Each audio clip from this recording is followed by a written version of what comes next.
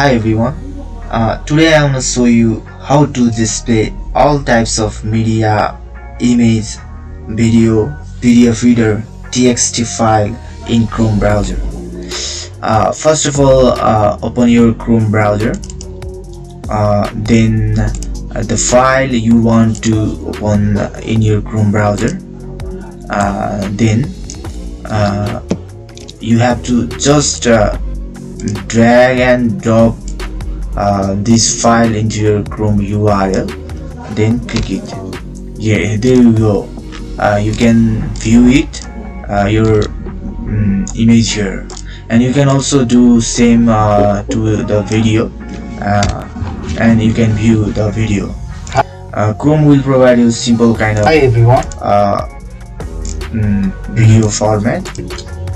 You can see. You can also view text file. Yeah, here is it. And you can finally view the PDF also. Yeah, there you go. It's you're good to go. That's it. Thank you.